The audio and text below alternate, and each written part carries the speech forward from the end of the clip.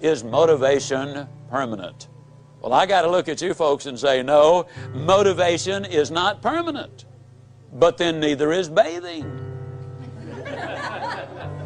But that doesn't mean I don't approve of bathing. As a matter of fact, I strongly encourage it. Eating is not permanent unless you don't eat, and then pretty soon your condition will be permanent. No, motivation is not permanent for the simple reason that we've got demotivation, which takes place every day of our lives. There's more confusion about motivation and positive thinking than just about anything that I have ever encountered. I believe in this presentation, though, we're going to be able to clarify much of that for your benefit, and more importantly, share with you how you can keep the motivation and the positive thinking going. Positive thinking won't let you do anything. I get so annoyed when I hear some people enthusiastically stand up and say, man, with positive thinking you can just do anything. Just believe it, and man, think about it positive enough, you can do it. I believe that's ridiculous. See, I'm 60 years old. I don't care how positive I got. I could not whip a boxing champion. I don't care how positive I got. I could not play football in the NFL or the basketball in the NBA. I don't care how positive I got. I couldn't perform major surgery on you and have you live. Nor could I give you a lecture on nuclear physics. Positive thinking won't let you do anything, but it will let you do everything. Better than negative thinking will. Now, I know that for most busy people, getting regular exercise is about as easy as climbing Mount Kilimanjaro. But it can be done. You've just got to have a plan. You've got to set some goals, because it's just as difficult to reach a destination you don't have as it is to come back from a place you've never been. Unless you have definite, precise, clearly defined goals, you will not realize the maximum potential that lies within you. And this applies to every aspect of your life, not just to exercise. Now, here's some steps you can take towards that end. First, identify your goals, and next, set a deadline for reaching them.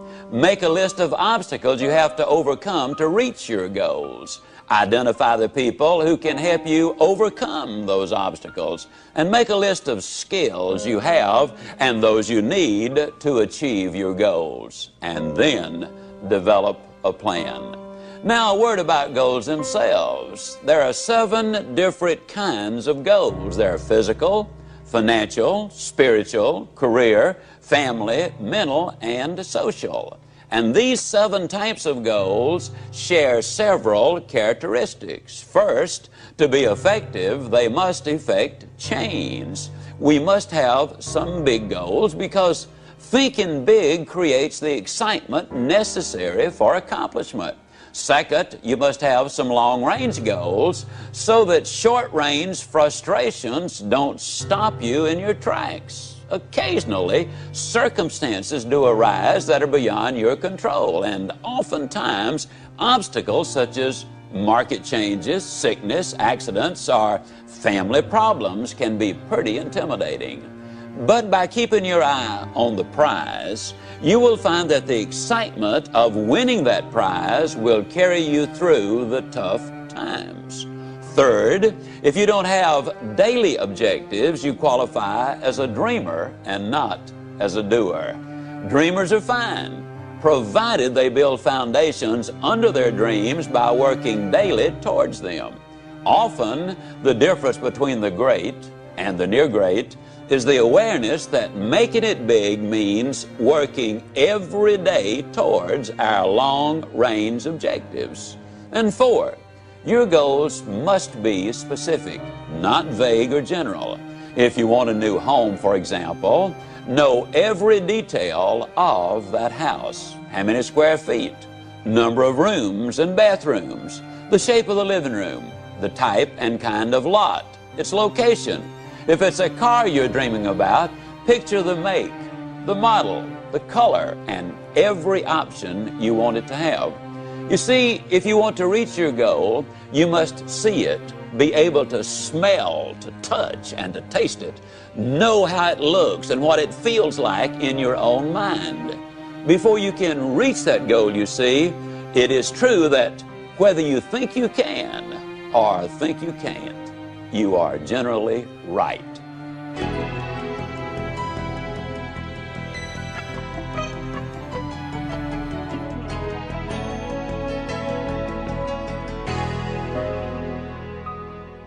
Step number 6, you need to feed your mind with the good, the clean, the pure, the powerful, and the positive. Let me ask you a question. If I were to come into your living room one day with a pail of garbage and dump it on your living room floor, what do you think you'd do? I bet I can answer the question. You would either get your gun and say to me, now Ziegler, I'll bet you can clean that up. Or you'd get on the telephone and you'd call the police. Or you'd whip me as long as I was there. Those are things you would probably do. I mean, and then for months you'd be talking about this crazy guy came in my home, dumped garbage on the floor, ought to shot him. As a matter of fact, I wish I had. But we could clean the garbage up off your living room floor. But what about the garbage that we dump in our mind every single day? Einstein said that it takes 11 correct inputs to overcome one incorrect input. And a lot of the things which go in our minds and in our children's minds is not a thing in the world but pure garbage. I would ask you to do this. Evaluate what you read and what you view. Evaluate it in this light. Will this really help me to accomplish my objectives in life?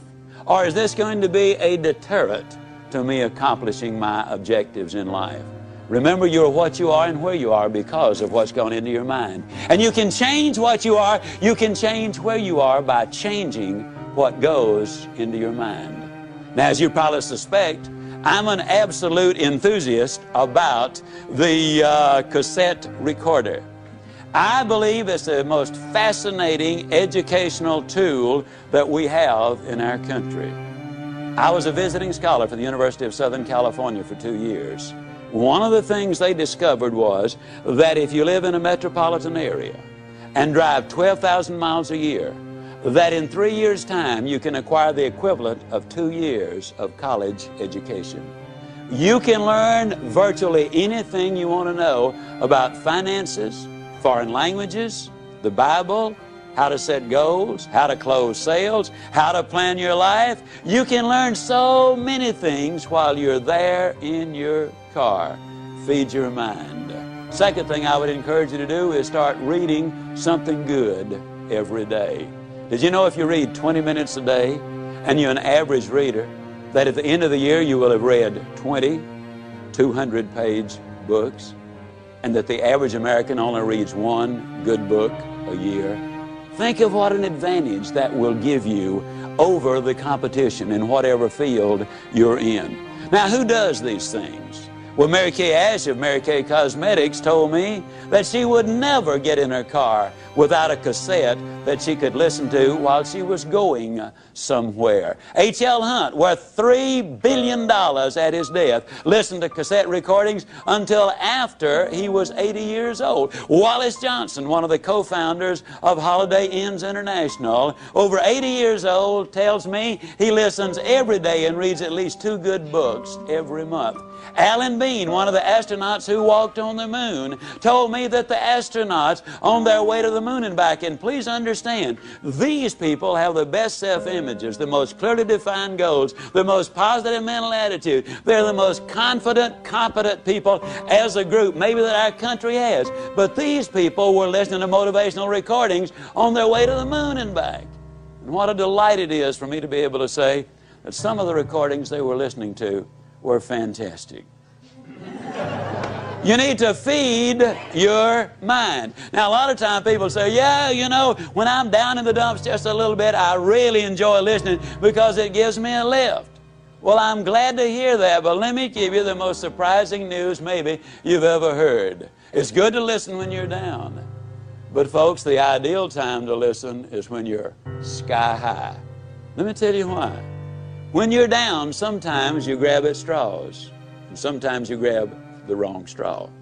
Also, a lot of times, and here's the real benefit to listening, it triggers your imagination, stirs up all of the stored information which you already have in your mind, and a lot of the good ideas then come forth.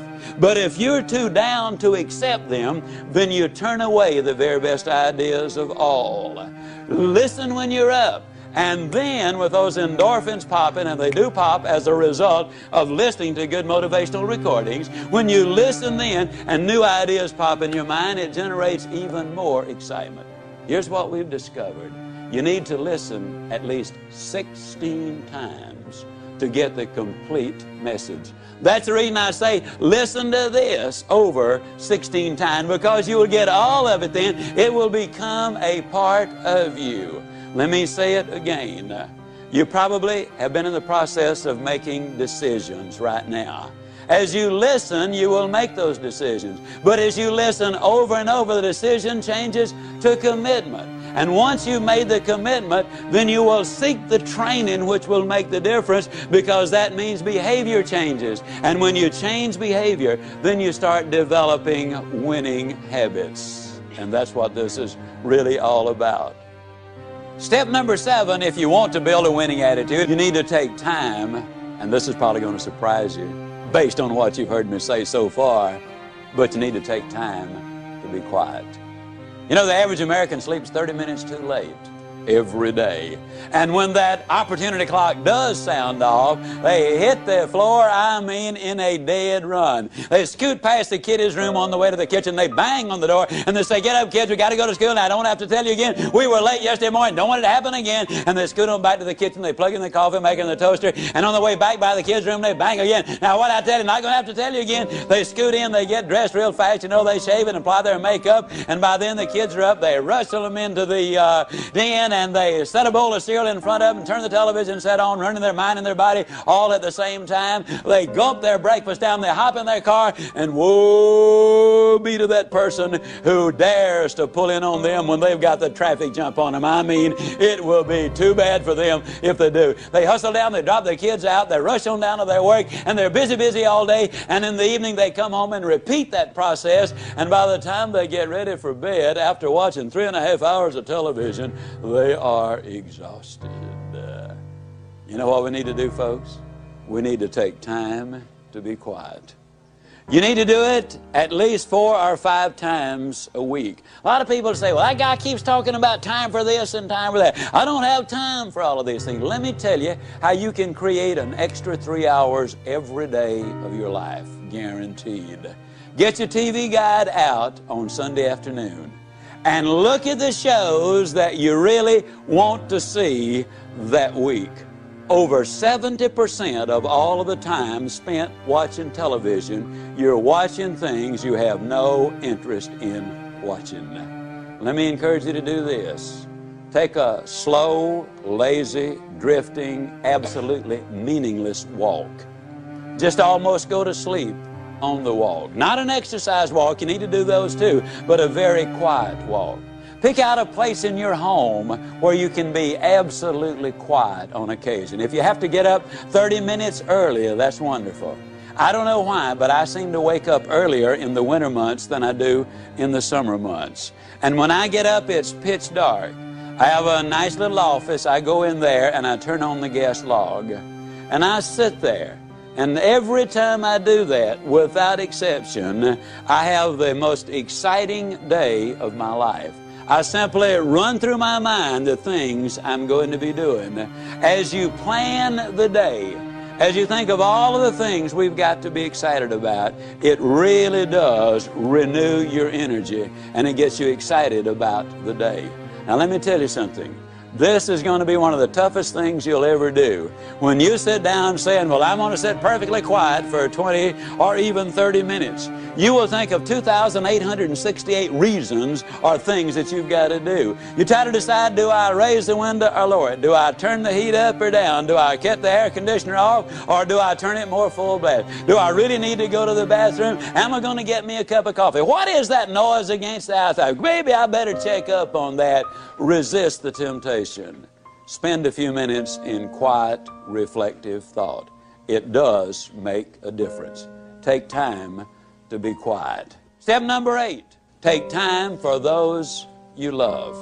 Dr. Herb True, professor at Notre Dame, outstanding speaker, good friend of mine, suggested this, which I really think is so valid. Frequently, every 2 or 3 months, you should close your eyes and visualize that everybody whom you love, really love, were suddenly, completely, totally, and forever taken out of your life. Then ask yourself the question, what would your regrets be? Would you really regret that you had not picked up the telephone and called that distant cousin, or even a brother or a sister, or a mother or father, or a son and a daughter? Would it be really a heartbreaking experience because you had not called and said, you know, I'm really sorry that we had the problem. I don't know whether it was your fault or my fault, but let's get together and solve the problem. Take time for those you love. Spend time with each other. Those of you who are married, spend time as husband and wife, just enjoying each other, communicating with each other, getting acquainted with each other. Earlier I said all of the studies revealed that if there is that close relationship, then success is more likely to come your way. Korn Ferry International, an executive search firm in New York City, in conjunction with the UCLA School of Management, did a study on 1,362 vice presidents, men and women who were aspiring to the president's chair. Their average income was $215,000. They had spent an average of 15 years working for the company, and the most lucrative of them, those who had the highest paying of all the jobs, had had 2 or fewer jobs in their lifetime. They were loyal to their company. 87% of them were still married to their one and only mate. 92% of them were raised by 2-parent families. But the story has even more.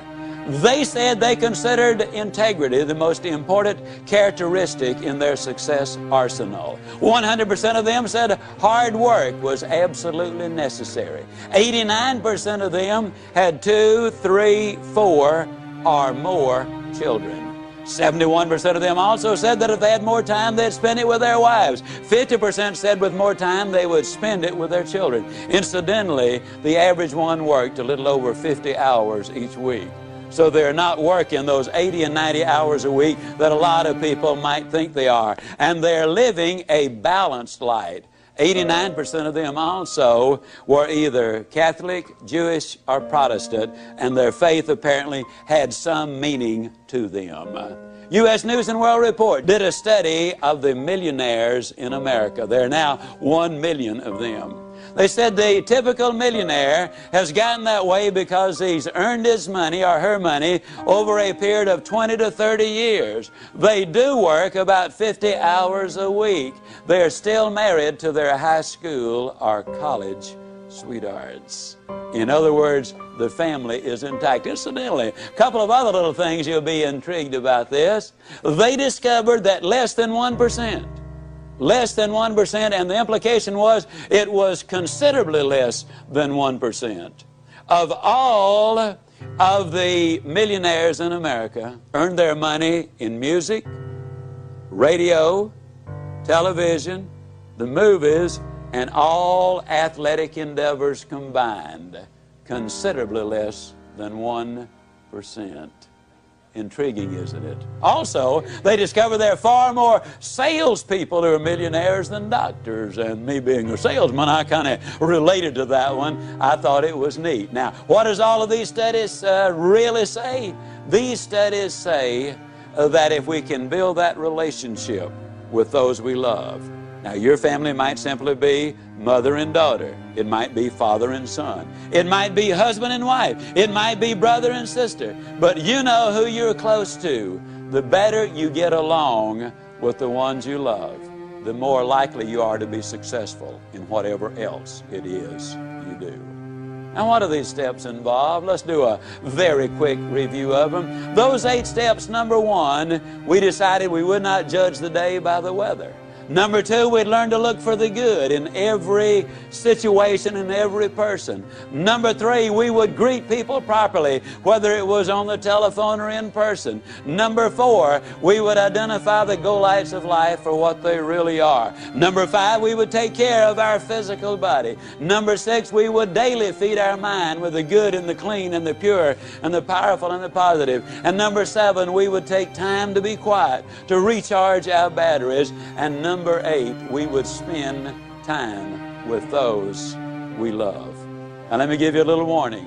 When you start doing the things we're talking about, when you start talking about go-lights and warms and strong ends, when you start talking about super good but I'll get better, when you start talking about outstanding but I'm improving, there will be some who will criticize you. You can count on it. Well, let me tell you this, since the beginning of time, nobody has ever erected a statue to a critic. So obviously, they're not held in such high esteem. I might also warn you that there are some people who will laugh at you. But let me remind you that the little world laughed, but the big world gathered on the banks of the Hudson when Robert Fulton went steaming by. The little world laughed, but the big world was at Kitty Hawk when the Wright brothers made that historic flight.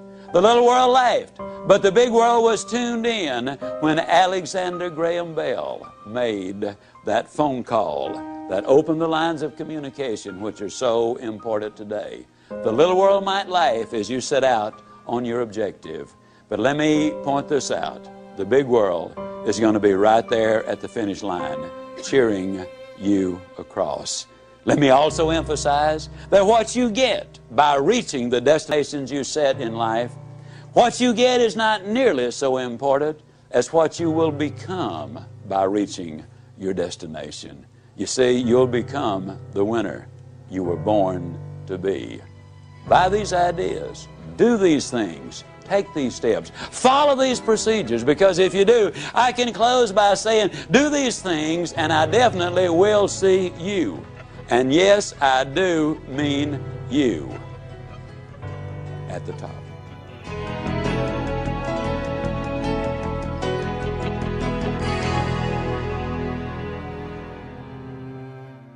This has been a presentation of Simon & Schuster Audio. You know what positive thinking will do? Positive thinking will let you use your ability. And I'm here to tell you that is all you really need. Positive thinking won't let you do anything, but it will let you do everything better than negative thinking will. Will you buy that idea? Does that make sense to you? Okay, it lets you use your ability. See, that's what we want to communicate with you in this presentation. Now, J. Allen Peterson, in his beautiful book, The Myth of the Greener Grass, points out that according to one computer study, over 90% of the input in our minds on a daily basis is of a negative nature. Chad Helmstetter, in his book, points out that the average 18-year-old American has been told 148,000 times, no, or you can't do it. But I talk about demotivation and negative input and so forth. Let me share with you just some of the things that maybe you've heard. An overweight person sits down at the table and what do they say? Everything I eat turns to fat. A parent sends a child off to school and says, now don't you get run over. I mean, that's about as negative a statement as you can get. You see, our terminology is all fouled up. We wake up in the morning with the aid of an electronic rooster, and what does the average person call that electronic rooster? You tell me. Alarm clock. But you see, they sound the alarm when the building catches on fire. That scares people. They sound the alarm when the bank's being robbed. That scares people. If you wake up to an alarm, that scares people. No wonder they're negative. It's an opportunity clock.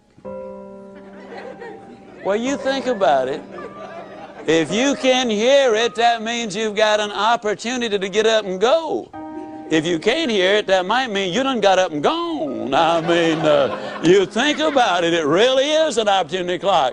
How negative are we? They bring out a loaf of bread, and what do they call the first slice? I mean the first slice on the loaf of bread. Tell me, the heel or the end. Isn't that crazy? Never saw a loaf of bread in my life that didn't have two beginnings. I mean, we really need to explore that. Now, what we want to do is we want to look at a formula. And this formula is a very significant one. William James, the father of American psychology, the man who really wrote the original books, he's from Harvard, says that if you want to change your life, you've got to do it immediately and you've got to do it flamboyantly. Now, I want to emphasize as I get involved in this, during these next few minutes, the chances are enormous that you are going to be making some decisions, and they will be good decisions. But they also will be emotional decisions, kind of like a New Year's resolution, which some people break the very next day. Decisions are easy to make. Business people make hundreds of them virtually every day of their life. Now, if that decision is going to mean anything, it's got to be reinforced over and over and over, and it's got to be done enthusiastically. Now, if it's reinforced often enough and enthusiastically enough, then the decision becomes a commitment. Now, once you've made a commitment to do something in your life, ladies and gentlemen, then you will seek the training. You will demand the training that will enable you to utilize and reach the commitment which you've made. Now, training is what makes behavioral changes in your life. If the training is good, that means you will develop winning habits. Ladies and gentlemen, all you've got to do is practice winning habits long enough and you yourself will become a winner. You see, we were born to win. I believe that with all my heart and soul. We were born to win. The unfortunate truth is, many people have been conditioned to lose. So as we look at this formula, as I share these steps with you, I want to really encourage you to listen carefully this first time, but also repeat it over and over until it becomes a part of you.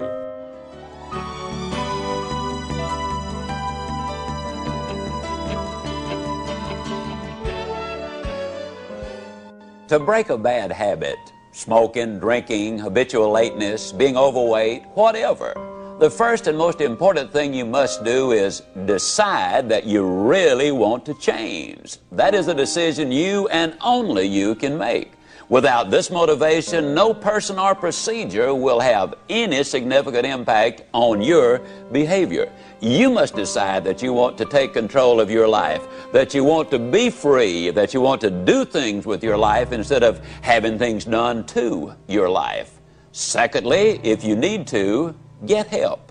Interestingly enough, many people quit their bad habits in the same way they acquired them, by associating with people who share their goals. Alcoholics Anonymous, Gamblers Anonymous, Overeaters Anonymous, literally hundreds of self-help organizations provide just this sort of positive association and support for people with problems. Thirdly, try substitution. There is really no such thing as eliminating a habit. You simply substitute a good one for a bad one. The psychologists say that it's important to have a new activity or habit to fill the void when you start shedding old habits. In place of eating, you might try jogging. Instead of drinking, you might try talking. In place of smoking, substitute writing. In other words, don't be unwise in your habits, but rather aspire to maturity and wisdom and keep your mind well and emotions focused on positive ideas. Step number 4, use the psychological technique of imaging, of visualizing yourself as free of that destructive habit. Picture yourself as doing something else, something positive, something winning. And a final suggestion.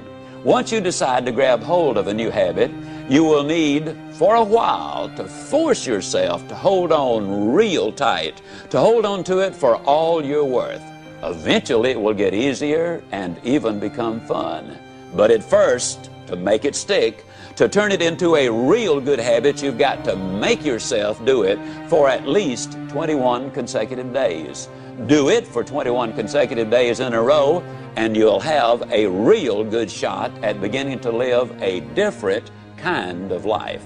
you might just become a happier, more motivated, excited, and enthusiastic person.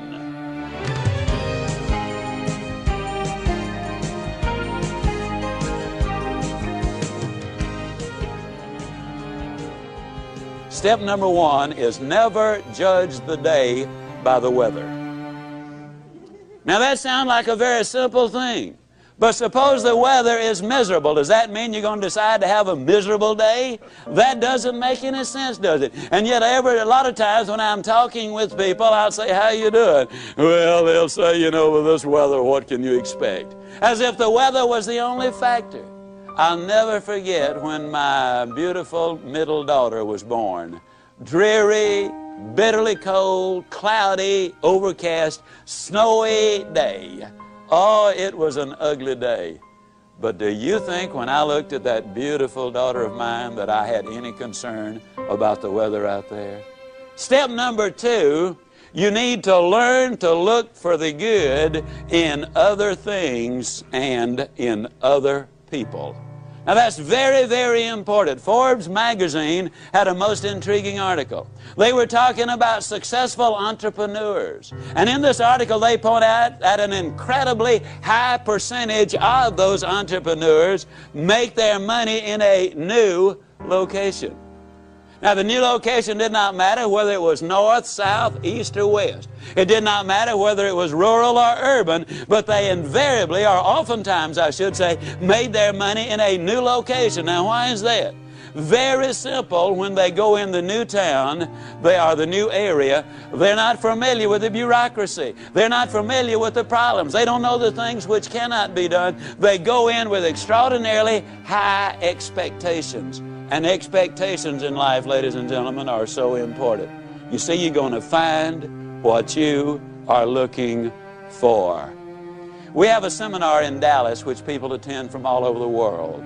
We try to get the corporations and other people to send husbands and wives together because our research indicates that if the team functions together, they both will do better in whatever it is they do. There's one company sent in 4 couples. We have a little process whereby we separate the people into little groups, or one section of where we got about 8 or 10 people, another one where we got about 20 people, and then we have the general get-together 3 times a day. Well, in the individual groups, they do a lot of role-playing and participation. They're very busy. And every time an individual says or does anything, the other members of that other group write them a little note that says, I like Gene Smith because.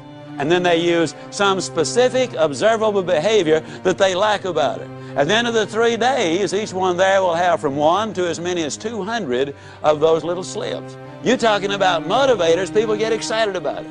Well, these 4 couples really got turned on, and we finished at about 8:30 that evening. They went out the first night to a very late dinner at one of Dallas's finest restaurants. They hit the jackpot with a waiter. He had been there over 20 years, been a waiter over 25 years. He was professional in every way. He was there when he was needed, but he did not join the party. He was friendly, but he was not familiar. At every need, he was there. He was really great. There was a lot of interchange. They got his name.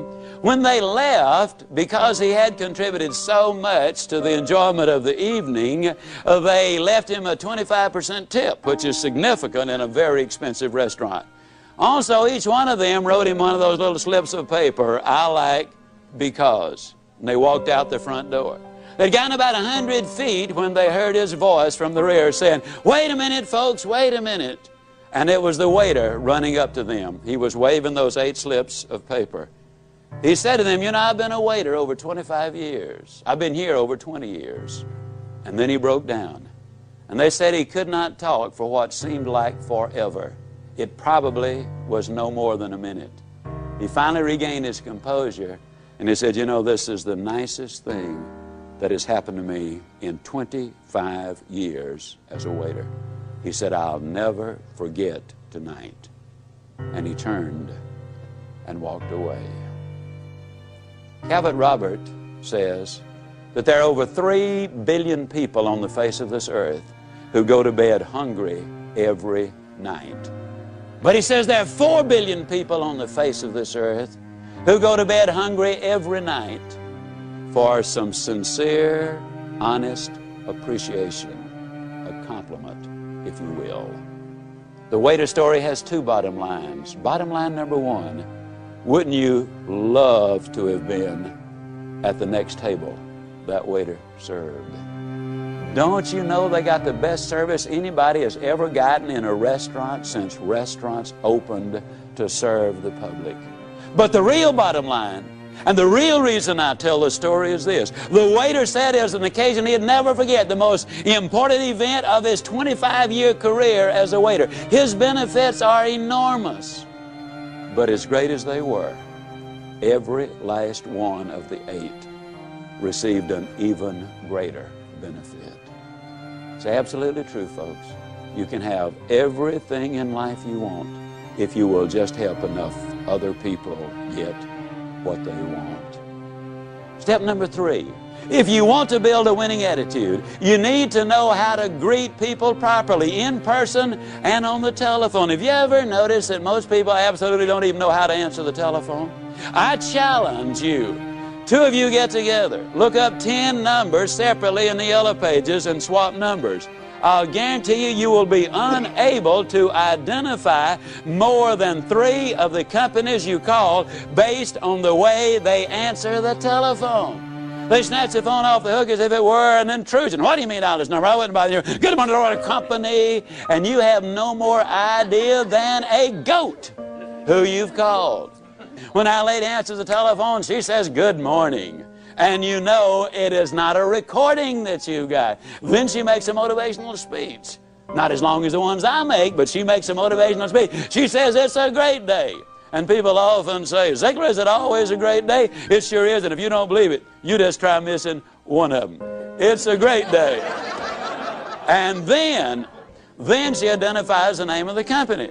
Now, when I'm at home, and I stress, this is when I'm at home, I frequently answer the telephone singing, oh, good morning to you. Now, I'll be the first to admit sometimes there's a long pause.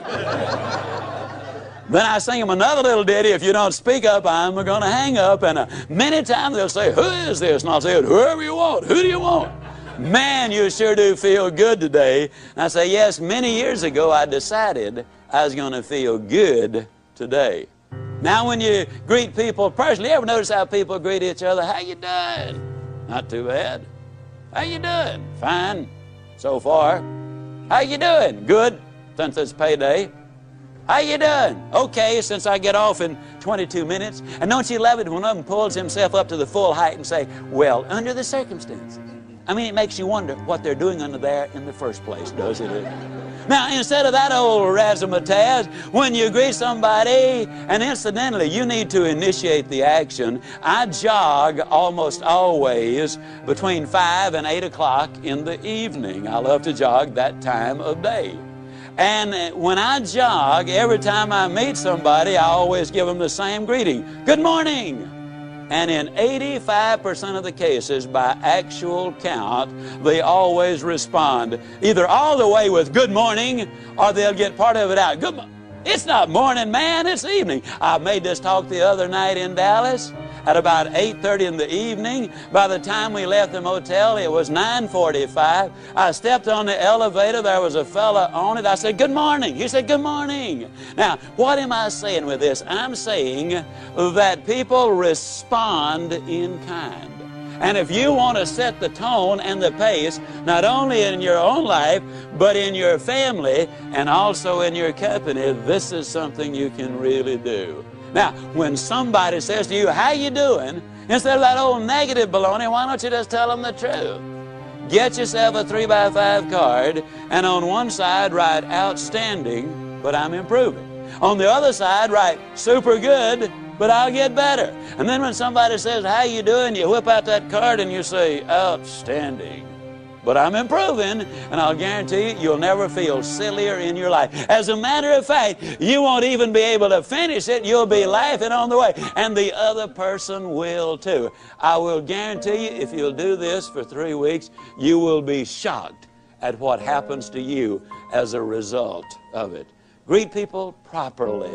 super good, but I'll get better, or outstanding, but I am improving. Now, a lot of times people say, well, Zig, do you ever have any interesting experiences with this kind of an approach? I said, yeah, sure do.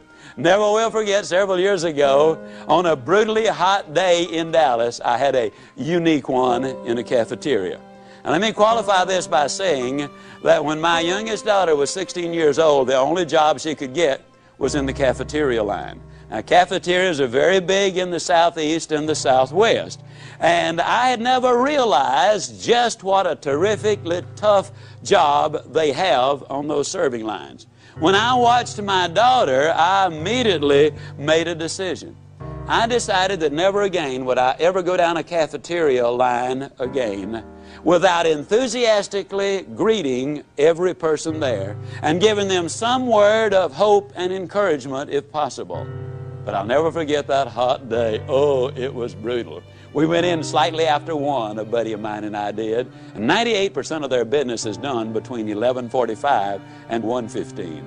Well, there's only one other person in the line, and he was in front of us. And he apparently was from the same school I'm from, because he was saying good things to everybody. And he done good until he got to the meat department. Then he said something about the weather. Now, you got to understand, some people sweat and some people perspire. The lady cutting the roast beef was sweating. And when that fellow said something about the day, she reached up, she wiped her forehead, and she slung the dirt on the floor, and she said, yes, it has been one of those days. Now, you got to understand, she wasn't talking to me, but she's talking about the only day we got. And she's talking in my town, and I've got a reputation at stake. I cannot sit idly by and let a comment like that be made right there in Dallas, Texas, and me not have something to say about it. So I put my big nose in. I said, yes, it's absolutely magnificent, isn't it? She looked at me with the coldest, most calculating eyes that I've ever seen in my life, and she said, you have been out in the sun too long.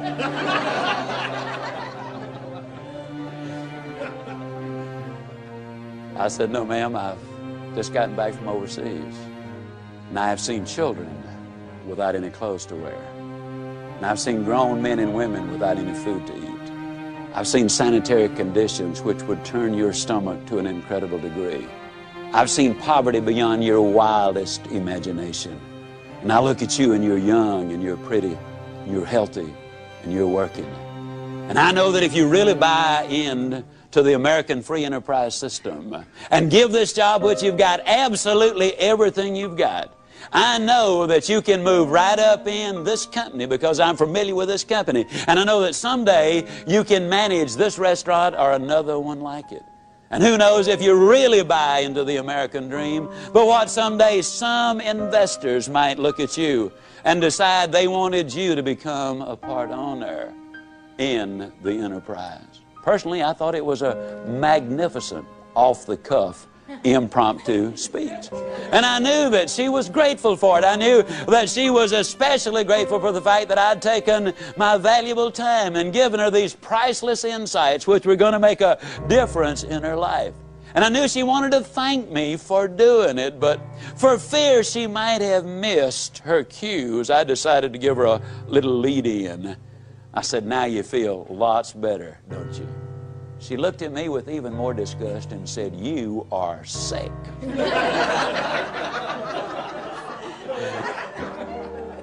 Well, you win some, you lose some, and some are rained out, you know. Well, I got the rest of my food. I went on down to the end of the line, my buddy and I, and we sat down, we're having our lunch, and we ran out of tea. And a lady, she had to have been 65 years old. She might have been 70 or 75, came by to serve the tea. With a sparkle in her eyes like any teenager would envy, as she came up and offered the tea. I said, well, how you doing? She did a little two-step backwards, and she said, honey, if it is any better, I'd think the deck was stacked. I said, why don't you go tell those ladies on the serving line that? She said, oh, no. She said, if I fool around with them, I'd end up being just like they are. I don't know where she learned her psychology, but she's right on the button.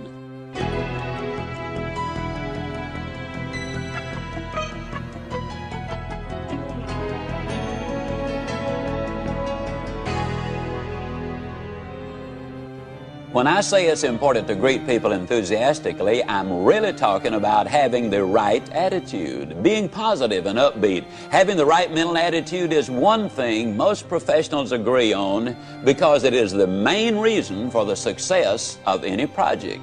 In short, your attitude is more important than your aptitude. Now, here's where you come in. You can alter your life by altering your attitude.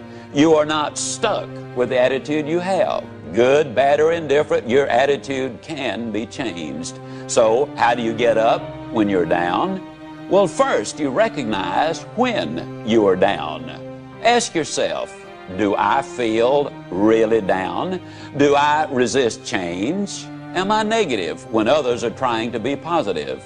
Am I a put-down artist? Would I rather say no than yes? Second, understand that there are seldom, if ever, any hopeless situations. Only people who lose hope in the face of some situations. Third, know that the condition is temporary and can be changed. Fourth, you schedule your downtime. Set a time limit on how long you plan to stay down. A couple of hours for minor things, maybe a few days, even a week for the bigger disappointments in life. In any case, know which day will be your get up and go up day, and get up and go. And fifth, try this new motto on for size. Go with the flow. When your boss tells you to do something, do it with style and with a smile. Instead of making excuses when a friend compliments you, just smile and say, thank you, instead of putting yourself down. Remember, attitude, like the flu, is catching, so make certain that yours is worth catching. If you wanted the flu, you'd visit someone who had the flu. To catch the right mental attitude, you must go where it exists. So begin by associating with positive, energetic people and avoid the naysayers. And before long, when someone asks you how you are, you'll respond in a positive and enthusiastic manner. Step number 4 is you need to establish some symbols. It seems that on every street corner in every city I go in, there are some symbols. Some people call them red lights, some people call them stoplights, some people call them traffic lights. And in reality, they've all misnamed them. They are go lights, ladies and gentlemen, and they're put there for the express purpose of making traffic go. The average person spends 27 hours a year in front of those lights waiting on the right color to come along. Let me ask you a question. Have you ever been sitting there waiting on the right color to come along? You're all excited, you're all enthused, you're all motivated, you're listening to your Zig Ziglar tapes. And as you sit there, you look out the side of your eye and you can't believe it. Here sits a dude over there and he's waiting on the right color to come along too. He's got a good and firm grip on that steering wheel. I mean, he doesn't want that car to go anywhere. And he's talking to that light up there, you know, and you watch him a minute, you can't believe it. He's got his foot on the accelerator. He's racing the engine to change the color of the light. How many of you have actually seen some dodo sit there racing a car motor trying to change the color of the light? Can I see your hands? Now, folks, I hate to be negative. Matter of fact, I won't be negative. I'll be like a little boy came home from school one day and said, Dad, I'm afraid I flunked that arithmetic test. His dad said, son, that's negative. Be positive. He said, Dad, I'm positive I flunked that arithmetic test. I don't care how much you race that car motor, it's not going to change the color of the light. Now, let me emphasize a point. Those of you who thought it might be a little juvenile a minute ago for you to say super good, but I'll get better, or outstanding, but I'm improving. If you think that's juvenile, what do you think it is to sit there to race a car engine trying to change the color of the light? Good friend of mine, Bernie Loftic, Winnipeg, Canada, most positive man on the face of this earth. I know he is. Bernie's so positive he's never had a cold. Every once in a while he has a warm. Bernie is so positive he won't even talk about the weekend. He calls it the strong end. And you said, now wait a minute, Ziegler. Go lights, warm, strong end. Is all of that necessary? No, you can be mediocre without it. Mediocre. Who's that dude think he's talking to? Doesn't he know that I'm president of my own company? Mediocre. Doesn't he know I'm worth over $5 million? Mediocre. Doesn't he know that I was #1 in the whole region last year and the year before? Mediocre. Doesn't he know that I've got my PhD? Well, bully for you. I still say mediocre. You see, success is not measured by how you do compared to what somebody else does. See, you might have 10 times the ability. Success is measured by how you do compared to what you could have done with the ability which you have. You see, what I'm talking about is for you to be number one. Oh, I don't believe everybody can be the biggest and the fastest and the strongest and the smartest, but I believe you are number one when you get up in the morning and say, today, I'm going to give it my best shot. I believe you're number one when at the end of the day you can honestly look in that mirror and say, today I gave it my best shot. That's all anybody can ask of you. And you know what? With the ability you have and the attitude you're developing, your best shot is all that is required. You'll be number one. Step number 4, establish those symbols. The next time somebody asks you how to get from here to there, don't say, go down to the second stoplight and turn right. Instead, write yourself a little note for the first few weeks. Put it on the dash of your car. Remember, there are go lights. And then when somebody asks you for directions, you'll be ready. You say, you go down to the first go light. And you can't say go light with a straight face if your life depended on it. And you know what? You'll grin from ear to ear. The mind is an associating machine, and I'll guarantee you, you'll get results. Step number 5, to build a winning attitude. To be up 90% of the time and on when you need to be. This one begins with a question. Is there anybody here who has a thoroughbred horse worth in excess of $1 million? Okay? If you did have a thoroughbred horse worth over $1 million, would you keep him up half the night, let him drink coffee and booze and smoke cigarettes and eat junk food? What about a $10 dog? $5 cat? You know, actually, you treat a $5 cat better than you do a $1 billion body. And if you had a $1 million thoroughbred, you'd have the best trainer in the country. You would hire a dietitian to make certain his food was exactly right. You'd have the best facilities. You'd have an air-conditioned barn in the summertime and a steam-heated one in the wintertime. $1 million investment. But here's this $1 billion body. Step number 5 really boils down to the fact that we need to take care of our health. Now, to do that, there are some very simple things to do. You need to get a reasonable amount of sleep, ladies and gentlemen. Dr. Forrest Tennant, the #1 drug authority in the country, in my opinion, is a consultant for the National Football League. He's a consultant for Texaco. He's a consultant for Abbott Laboratories, the Justice Department, the Los Angeles Dodgers. Has the largest research staff of anybody in the country. Dr. Tennant says that you need a certain amount of sleep. It's a must. Because sleep is the only function which permits the brain to replace certain chemicals in the body. And a lot of people who have difficulty in life can be traced directly to the fact that they've upset that balance by not getting enough sleep and by putting those chemicals into their system, which destroys that. You need a certain amount of sleep. Number 2, you need to eat a well-balanced diet. Number 3, you need to get on an exercise program. I'll just point out that I got on an exercise program 15 years ago.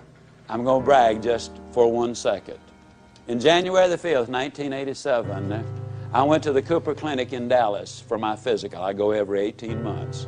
While there, I stayed on the treadmill longer than any active player in the National Football League who's been tested, and lots of them have been tested. I'm 60 years old. I have a resting heart rate of 41. I can do things today I never could have dreamed of doing when I was 25 years old. When I got on this program 15 years ago, the first day I ran a block. I'm here to tell you that a good exercise program will make a dramatic difference in your life. If you're over 30 or over 30 pounds overweight, get medical advice before you get started. Be sensible about it. Do not try to be a weekend hero and end up in serious trouble. Take care of yourself, but do what is necessary to get in shape physically.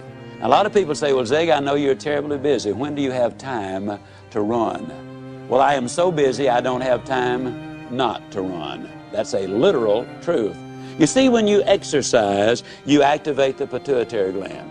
The pituitary gland floods the system with endorphins. Endorphins are over 200 times more powerful than morphine. And the result is you end up on a natural chemical high. And for the next 2 to 5 hours, you're far more productive, far more creative, far more energetic. I invest that few minutes in running and get back hours as a result of it. Take time to get in shape. You need to avoid poison. I'm talking first of all about smoking cigarettes. Every time you smoke a cigarette, you have just decided to die 14 minutes earlier than you otherwise would have died. 17.2% of all the deaths in America are attributed directly to smoking cigarettes. Keep that poison out of your system. Booze, every time you take a drink, it damages and destroys brain cells. We now know that expectant mothers, even if they drink very, very, very, very moderately during pregnancy, it has an impact. Step number 5, ladies and gentlemen, you need to take care of your health.